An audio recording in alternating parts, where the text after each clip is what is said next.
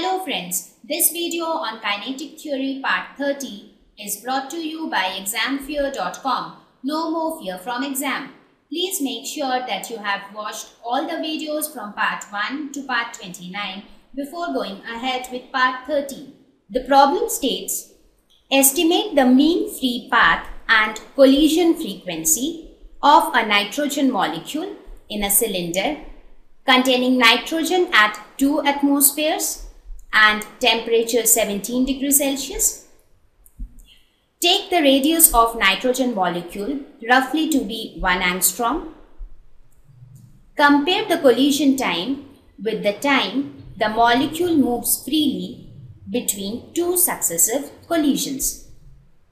So basically in the first part we need to calculate the mean free path and the collision frequency. So let us look at that. So from the expression which we derived, we know that mean free path, which is denoted by L, is equal to 1 divided by root over 2 pi n d square. Right? So what are the values that are given here? Here d is the diameter of the molecule and n is the number density, that is number of molecules per unit volume. Now we know that from the gas equation that PV is equal to nRT, or we can write V is equal to nRT divided by P.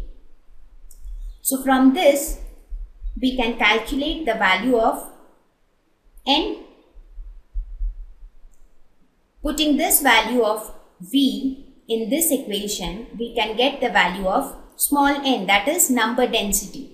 So n becomes, so from the perfect gas equation we know that PV is equal to nRT. Now if we consider 1 mole of a gas, we can say that V is equal to RT by P. Now putting this value of V in the above equation, we can calculate the number density. So number density becomes n divided by RT into P. So this becomes NP divided by RT. So this is the number density, where n is the number of molecules, P is the pressure, R being the universal gas constant, and T is the temperature. Now let us see what are the values that are given for all these. So using the values we get this n comes, P value of P is 2 atmospheres, that is P comes out to be 2 into 1.013 into 10 to the power 5 pascals. Value of R being a constant, that is 8.3 joule per mole per Kelvin, T being the temperature, which is 17 degrees Celsius, that is 17 plus 273, that is 290 Kelvin. And what is N?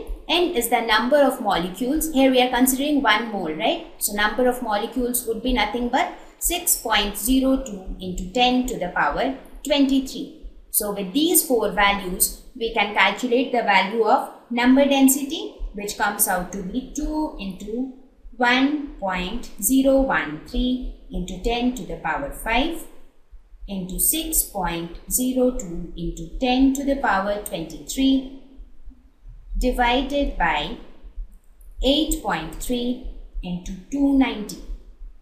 So this value comes out to be 5.1 into 10 to the power 25 per meter cube.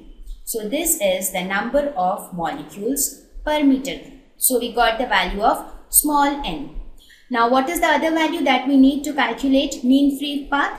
That is the diameter of the molecule. Now if you see in the problem, the radius of the molecule is already given as 1 angstrom, that is 1 into 10 to the power minus 10 meters. Therefore the diameter of the molecule would be 2 times the radius, that is 2 into 10 to the power minus 10 meters. Now using these 2 values, we can therefore calculate the value of mean free path as 1 divided by root over 2 into pi into n, that is 5.1 into 10 to the power 25 into d square, that is 2 into 10 to the power minus 10 whole square. Now once we calculate this value, we found it to be 1 into 10 to the power minus 7 meter. So this is the value of mean free path. So this is our mean free path. So the first part of the problem is solved. Now in the second part, it asks us to calculate the ratio between the time between collisions and the time taken for collision. So in order to find out the time for collision or time between collision, we need to calculate the velocity with which the molecule moves. So let us calculate the velocity. We know that in our previous slides we already proved that Vrms is equal to root over 3RT divided by m. Now using this we can calculate the value of Vrms. As I already mentioned, R is nothing but 8.3 joules per mole per Kelvin. T is again 290 Kelvin and m for nitrogen is 28 into 10 to the power minus 3 kgs. Therefore, we calculate the value of Vrms, which comes out to be root over 3 into 8.3 into 290 divided by 28 into 10 to the power minus 3. This comes out to be 5.1 into 10 to the power 2 meter per second. So this is the velocity with which the molecule would move inside the gas. Now let us calculate the time between successive collisions. So what would be the time between successive collision? Let us denote the time between collision as tau. So this tau is the time between collisions. So time between collision would be nothing but the distance between collision, that is the average distance between collision, which is nothing but the mean free path, divided by the velocity, which is again nothing but Vrms. So this gives mean free path is 1 into 10 to the power minus 7. Vrms is 5.1 into 10 to the power 2. So this comes out to be 2 into 10 to the power minus 10 seconds. So this is the time which elapsed between two collisions. Now let us calculate the time it takes for a molecule to collide, that is the time taken for collision. Let us denote that time by small t. So this is the time taken for collision. So what is the time taken for collision? In that case again the velocity will remain the same, right?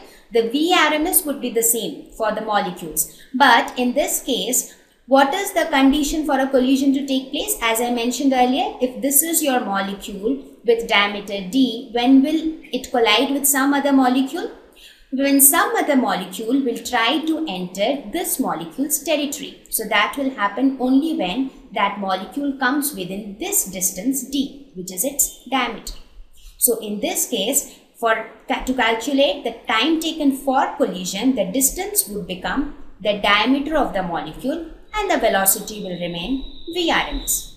So what was the diameter?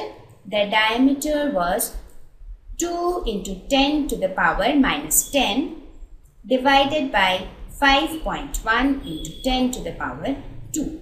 So this value comes out to be 4 into 10 to the power minus 13 seconds. So this is the time taken for a collision to take place. Now the problem asks us to calculate the ratio. So let us divide them. So tau divided by t becomes equal to 2 into 10 to the power minus 10 divided by 4 into 10 to the power minus 13. So this comes out to be 500. So this is the ratio between the time taken between collisions and the time taken for collision to take place. Thank you. Please visit examfear.com to watch free educational videos, try free online tests, get the best quality study materials, study from the best tutors and mentors, and much more. Thank you once again.